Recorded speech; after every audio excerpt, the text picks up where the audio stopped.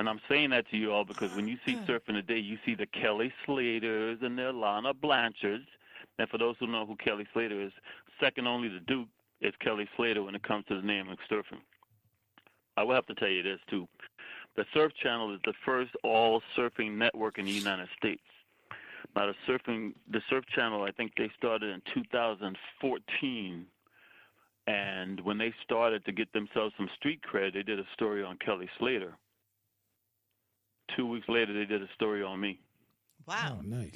Well, Guess, look. guess which one got Wow. more hits on the internet? You did? Because Negroes can't surf. Who the hell is this guy? Right. Wow. Not, but more importantly, why I'm saying that because the question was asked earlier about racism and surfing. What I'm trying to tell you is surfing today still remains a white sport, but it ain't just a white sport; it's a white male sport.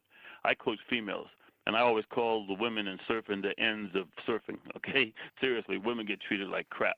For example, we used to have up until a couple of years ago, the male would get $100,000 at the U.S. Open of surfing, while the woman got 10. No way. Wow. That Oh big of yeah, a. wait. In fact, it was just Wow. last year for the first time that the men and women now still gets paid the same money, but only on the tour, not the rest of the women. And most of the women I coach are not on tour; they're trying to get on the tour, like in the minor leagues. Mhm. The women in the minor leagues do not get the same money as the men in the minor leagues of surfing. But I say all this to you only because when it comes to the color lines, I have never seen another person of color at a surf contest when I'm coaching, except when we have international events. I look forward to in the International Surfing Association, which I'm a member of and also was a judge. But I look forward to the ISA events in this country because I have countries from around the world here. And you will see that folks who are ignorant, that don't know what's going on in Venezuela, the majority of people in Are Venezuela are black. black Oh and yeah. brown. Oh yeah. That's why they're trying to take Maduro down. Anytime a president tries to support the black and brown natives, they try to take him down. Well, Same thing with Was Chavez. He was down with the black and brown people. so. So it's great when we have international contests because I have most of my surfers come here from Brazil. I got them from Chile. I've got them from Argentina, which, if you folks don't know it, Argentine means as white as silver because the whites took over the land and changed the name of it. I got surfers that come here from Nicaragua, El Salvador, Venezuela, and they are black, folks. Well, let me ask you this: Yes, ma'am. Is there any is there any organization or any people, person, whatever, that are trying to get more blacks in America interested Well, in surfing? well, before you answer Yeah. that, Mike, before you answer that, let's go to break. And I certainly want to hear about that because I know there are organizations such as the Black Surfers Collective and others that I'm sure you're going to Look tell at us you about. doing your homework. Yeah, so we want to as soon as we get back, we want to hear more about that after the break. We'll be right back.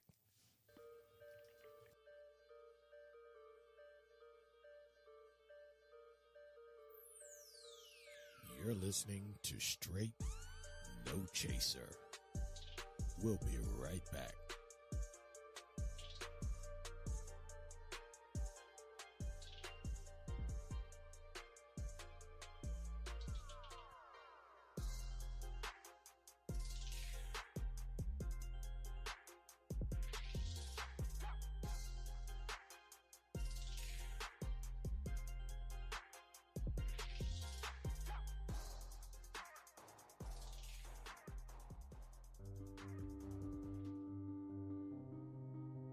What do you wish for?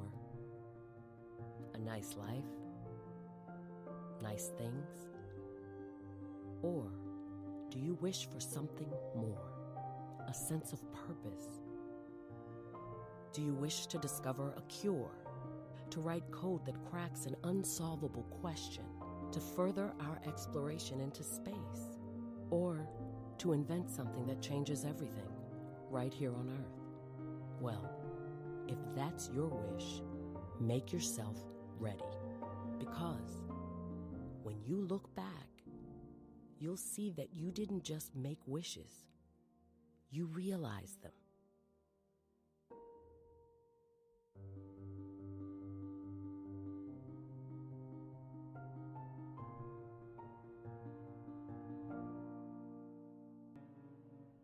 path to happiness is not the easy one, but taking drugs will not make it easier. Many people got lost and end up losing their life to drugs. If you or anyone that you know is within that path, don't be afraid to seek for help. Visit www.adk.gov.my for information related to drug abuse. So, know your path. This message is brought to you by the National Anti-Drugs Agency.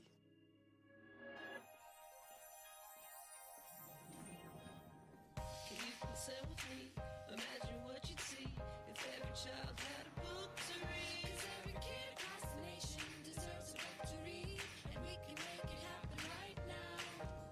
No, I don't know what you've been told, but kids with books learn so much more. So the mission is for us to get a book to each and every child. So let's join hands, book people unite, unearth hidden passion. Come on, we'll have a good time. Planting seeds of inspiration to motivate some magic, to change the writing on the wall, writing on the wall. Can make a difference. One book can inspire a child. One book can be the first elevate, helps to change a life. People unite. Read to a child today and spark a lifetime of ambition. Where I wanted to quit, in the back of my mind, I told myself I have to quit. And just that day when I reached for that cigarette, I'll never forget it, with my son looking at me.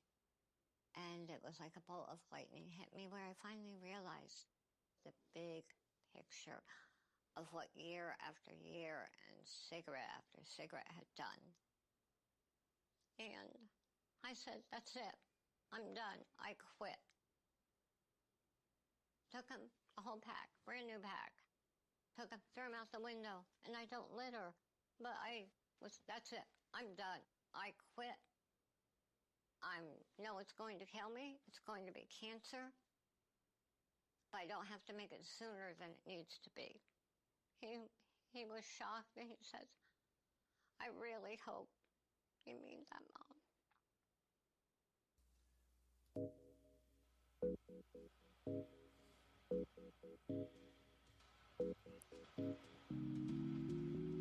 You're listening to Straight No Chaser.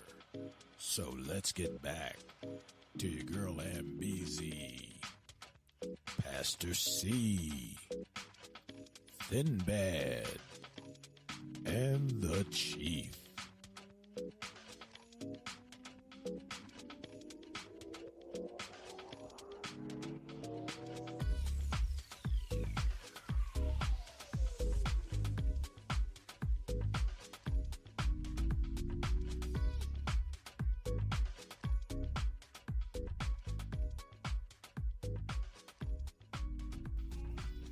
And we are back from break. We are talking about surfing. If you all have just joined in, this is Thin Bad here with the Chief and Miss Susan.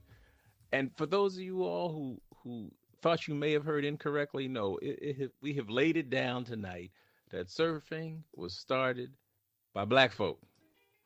Surfing was started by black folk. There it is. Let that like that one comedian, Country Wayne said, let that sizzle in your spirit for a minute. Let that sizzle in your spirit.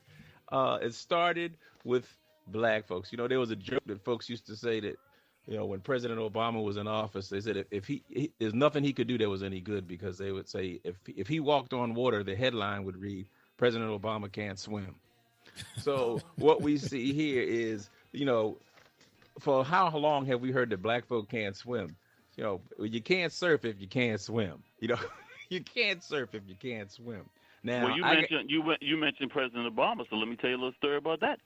Yep. One of the first things President Obama did after he finished his second term was to go kite surfing. Now, he wanted to do that while he was in the White House, but because they considered that such an unsafe sport, he wasn't allowed to do those kind of sports while he was in the White House. But I want you folks to know President Obama does surf. Well, there it is. Right. But there it is. There's another there, and there's the Hawaiian tie too. There we got that all tied in. But I gotta admit, I didn't get to grow up in Hawaii. I grew up in Baltimore. Yeah. And surfing wasn't our first, you know, sport of choice. I did some skateboarding. I would do some some roller derby, and we were doing a lot of basketball and football and things like that. But I did do some we used to make go-karts out I of remember that. old That's old skates Roller and milk skates. cartons. That's right. And a 2x4. That's right. That's but right. but a skateboard, although I did get we did a few risky stupid things. I would hold on to the bumpers of cars and things like that on the skateboard and get whipped around a corner. But wiped out a couple of times like that, but never did do any kind of real surfing. So, even though Baltimore is, got the harbor and we're near the water and we're near the Atlantic Ocean, a few hours away from Ocean City, we didn't do a whole bunch of surfing. But I do recall seeing a lot of surfing. I would watch it. We'd watch it on way back then before ESPN was out. They had Wild You were World of watching Sports. ABC That's Wide right. World of Sports. That's right. Yeah. And the agony of defeat and all Yep. of that stuff. And folks, I was like, oh man, that's where you would see it. I'd watch. I was fascinated with water. That Jacques Cousteau, although it wasn't much surfing there, but I would watch Philippe and all the folks deep in That's the right. water. But that's where I would learn about. You would see the surfing and the cliff diving and all of that stuff that black folks weren't supposed to do or never did. But here we are tonight, folks. You are hearing history straight from the mouth of a surfer who is black and who is telling us that surfing began with black folks. So he is definitely setting the record straight. And brother, what I try to do is make it simple for folks. Right. So I tell my white European friends all the time, just think logically, okay? Wetsuits did not come into play until World War II. And at that time, it was only being used by secret organizations like the Frogmen, who later became the Navy SEALs. Okay, wetsuits didn't come mass-produced until the late 50s, early 60s. You name me one country in Europe where the ocean is warm enough for them to go surfing without a wetsuit on. Oh, yeah. Okay? So just using your logic, who's more likely to be out there in the ocean water long before wetsuits? It would be the African nations. It would be the Caribbean nations, okay? So it amazes me when people want to sit there. I said, use your own logic. You couldn't surf off the coast of England or France or these other places because it's too bloody cold. Yeah. You freed your little ball bearings off. Right, exactly. That's right. Yeah, you'd have some trouble out there. But that would be trouble. Shrinkage. But it'd be massive shrinkage. But So when you break it down and then have it done that way, they even they can't argue that fact. Right. Even today, very little surfing is done in Europe compared to other places because of the cold climate. And most of our surf contests are held in places like Indonesia. There are some places off the coast of Australia. But I should say, when we talk about Aborigines, everybody thinks of Australia. Well, the original inhabitants of Hawaii are Aboriginal Polynesians, because basically the term Aborigine, because it's always Europeans giving us these names. An Aborigine is anyone who was a native before the British Empire conquered and colonized their land. Wow. And the Brits like the colored people in Puerto Rico right now who still can't get their independence from the United States. Right. They would beg to differ. They'll say anyway. All right, we're getting off the subject. Let's get back on the surf. No, that's a real subject because I got black surfers in Puerto Rico too. Right. And that's why it makes me so mad, because the way the Trump administration has treated them after this hurricane disaster, they're not going to see the Olympics.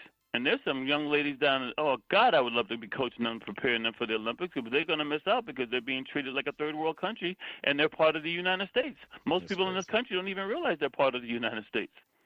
Well, that's true. Well, Mike, earlier, before we left for the break, we were kind of talking about how we can get the next generation of African-American youngsters involved in surfing.